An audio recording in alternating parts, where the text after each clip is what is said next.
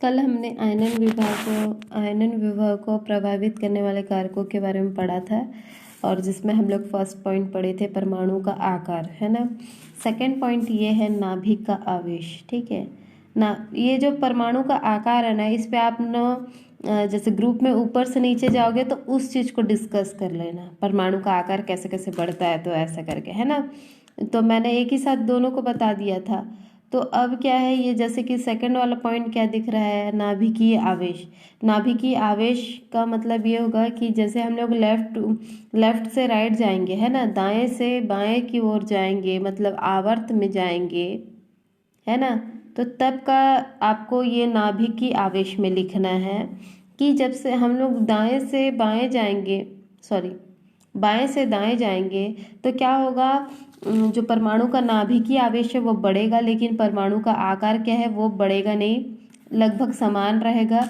जिस वजह से क्या होगा, नाभिकीय आवेश बढ़ने की वजह से बाह्यतम कक्ष के इलेक्ट्रॉन को बहुत अच्छे से नाभिक का क्या मतलब नाभिक पकड़ा रहेगा, जिससे कि हम लोग को बहुत, अगर उसका बाह्यतम कक्ष का इलेक्ट्रॉन को अगर अपन को निकालना है तो हम लोग को बहुत ज़्यादा ताकत लगाने की ज़रूरत पड़ेगी, है ना। अगर हम लोग को कोई परमाणु से अपन को इलेक्ट्रॉन निकालना है तो बहुत ज़्यादा ताकत की हम लोग को ज़रूरत पड़ेगी, जिससे हम लोग ये कह सकते हैं कि आवर्त में हम लोग जब बाएं से दाएं की ओर जाते हैं तो आयनन ऊर्जा का मान उच्च होता है, ठीक है, या फिर ज़्यादा होता है, ऐसा करके।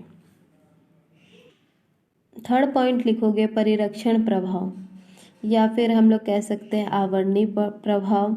इसको और भी बोलते हैं शिल्डिंग इफेक्ट भी बोलते हैं, स्क्रीनिंग इफेक्ट भी बोलते हैं, ठीक है। तो जैसे जैसे मैं धीरे धीरे पढ़ते जाती हूँ उसके बाद उसको समझाते जाती हूँ, आप लोग को एकदम समझ में आ जाएगा, ठीक है। नाभिक का आवेश, नाभिक का धन आवेश बाह्य कोश के इलेक्ट्रॉन को आकर्षित करता है, ये बात हम लोग भी जानते हैं। नाभिक जो है बाह्यतम कक्ष का जो इलेक्ट्रॉन उसको आकर्षित करता है। यह नाभिकीय आकर्षण बल भीतरी कोश के इलेक्ट्रॉन द्वारा इलेक्ट्रॉन पर लगने वाले प्रतिकर्षण बल के संतुलित होता है, ठीक है। अब देखो, नाभिक तो चाहता है कि सभी इलेक्ट्रॉन को वो अपने ओर खींचे, ठीक है, लेकिन क्या होता है, जो बाह्यतम कक्ष का जो इलेक्ट्रॉन होता है और जो उससे पहले का जो इलेक्ट्रॉन होता है वो क्या करते हैं, आपस में दोनों सेम होने की वजह से एक दूसरे को क्या करते हैं, प्रतिकर्षित करते हैं। और वहीं पे और देखिए, भीतर कोश के इलेक्ट्रॉन बाह्य कोश के इलेक्ट्रॉन को प्रतिकर्षित करते हैं। अब देखिए, जैसे कि कोई परमाणु है जिसपे क्या होगा, नाभिक होगा, नाभिक के बाद उसके परिधि बोल रही हूँ, कक्ष होंगे, ठीक है। ये कक्ष में क्या होंगे, इलेक्ट्रॉन होंगे, ठीक है। इतना तो अपन जानते हैं, सभी जगह इलेक्ट्रॉन होंगे यहाँ पे, ये सभी क्या होंगे, परिक्रमा करते रहेंगे। नाभिक तो पॉजिटिव चार्ज है, तो ये चाह रहा है कि सब लोग को वो खींचे, ठीक है। लेकिन क्या होगा, चूंकि ये इस जो कक्षक में भी इलेक्ट्रॉन है, यहाँ पे भी इलेक्ट्रॉन, दोनों ही नेगेटिव नेगेटिव है, तो नाभिक चाह रहा है खींचना, लेकिन दोनों इलेक्ट्रॉन, जैसे कि एक कक्ष के इलेक्ट्रॉन दूसरे कक्ष के इलेक्ट्रॉन, ये दोनों सेम होने की वजह से इन दोनों अपोजिट डायरेक्शन में धक्का लगा रहे हैं। ये इलेक्ट्रॉन चाहता है कि इसको वहाँ ढकेल दूँ, ये इलेक्ट्रॉन चाहता है कि मैं इसको यहाँ ढकेलूँ, ऐसा करके, है ना। तो दोनों एक दूसरे पर क्या लगा रहे हैं, बल लगा रहे हैं। अब आगे पढ़ते हैं, तथा इस पर लगने वाले नाभिकीय आकर्षण बल के विरुद्ध कार्य करते हैं, ठीक है। जैसे कि देखो, ये दोनों ही क्या है, इलेक्ट्रॉन है ना, ये और ये इलेक्ट्रॉन है, दोनों एक दूसरे को अपोजिट डायरेक्शन में धक्का लगा रहे, लेकिन ये नाभिक क्या चाहता है, दोनों को एक ही दिशा में खींचूं।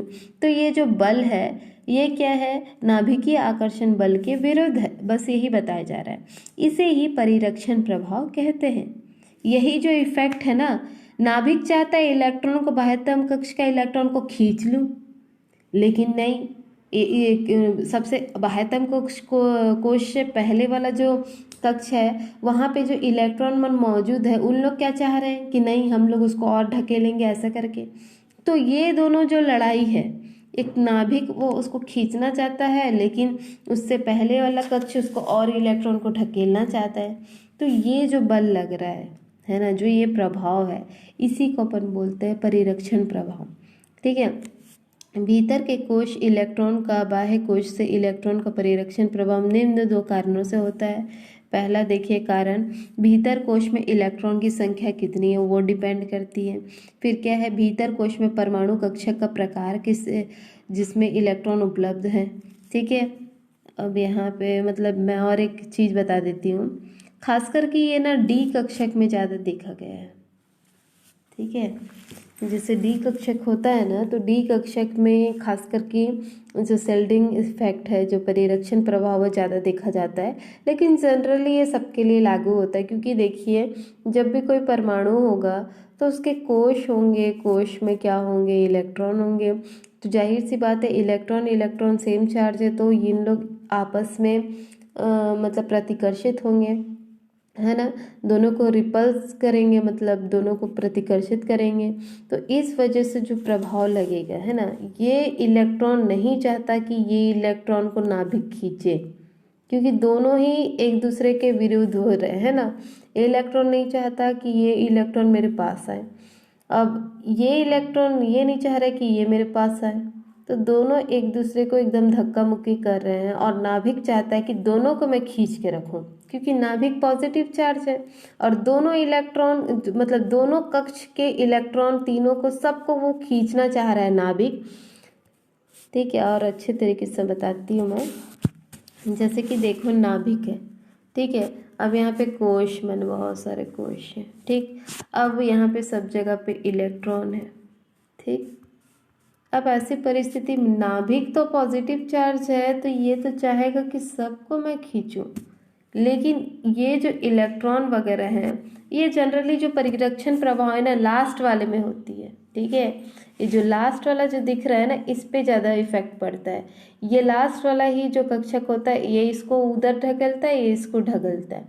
ठीक है, तो मतलब ये है कि नाभिक चाहता है कि सबको खींचूं, लेकिन ये जो इलेक्ट्रॉन का जो कक्ष में है ये किस, और भी इसमें एक बातें बताई थी कि ये डिपेंड करता है कि इलेक्ट्रॉन कितने हैं। मतलब ये है जो लास्ट के अंतिम कक्ष है ना, ये यहाँ पे इलेक्ट्रॉन कितने वो डिपेंड करते हैं।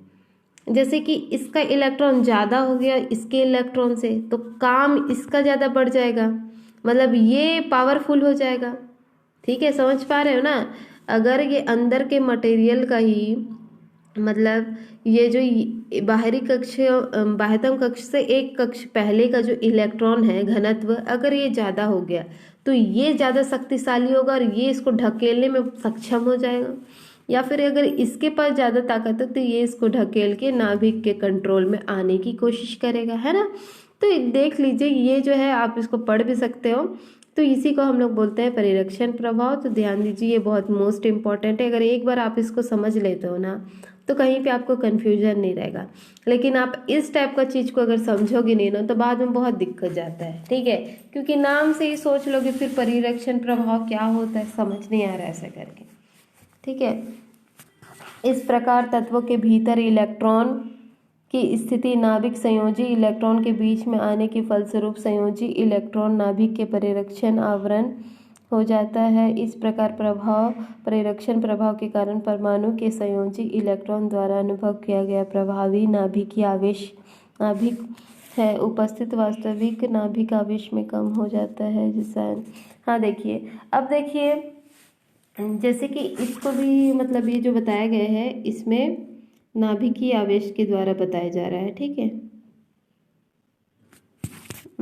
तो देखिए जैसे कि अगर कोई परमाणु है और वो अपने इलेक्ट्रॉन को आकर्षित कर रहा है, सपोज इस कक्षक का इलेक्ट्रॉन ज़्यादा है और ये परिरक्षण प्रभाव प्रदर्शित करने में सक्षम हो जाता है, और इसने बहुत ही ताकत से अगर इस कक्ष को ढकेल दिया, मतलब यहाँ पर इलेक्ट्रॉन ज़्यादा है समझ लो, यहाँ पे कम है, तो ये वाला पावरफुल हो जाएगा और ये इसको ढकेलने में सक्षम हो जाएगा। तो जैसे इसको ढकेलने में सक्षम हो जाएगा तो ये नाभिक के आकर्षण से थोड़ा दूर चला जाएगा। तो इसमें आयनन ऊर्जा कैसे होगा, कम ऊर्जा देने के बाद ही हम लोग यहाँ से इलेक्ट्रॉन रिलीज कर लेंगे, और इलेक्ट्रॉन रिलीज करने को ही क्या कहते हैं, आयनन ऊर्जा कहते हैं ना, तो हम लोग को यहाँ पे ऊर्जा लगाने की ज़्यादा ज़रूरत नहीं पड़ेगी, कम ऊर्जा से ही क्या होगा, हमारा इलेक्ट्रॉन निकल जाएगा। तो परिरक्षण प्रभाव से क्या होता है, आयनन ऊर्जा जो होता है वो कम वेस्ट होता है। ठीक है, अगर जितना ज़्यादा परिरक्षण प्रभाव होगा आयनन ऊर्जा का मान उतना ही कम हो जाएगा। अगर परिरक्षण प्रभाव बढ़ जाएगा तो आयनन ऊर्जा का मान भी बढ़ जाएगा, क्योंकि नाभिक बहुत अच्छे ताकत से उस इलेक्ट्रॉन को पकड़े रहेगा, जिससे हम लोग बहुत ऊर्जा दे के वहाँ का लास्ट का अंतिम का इलेक्ट्रॉन निकालने की ज़रूरत पड़ेगी। ठीक है।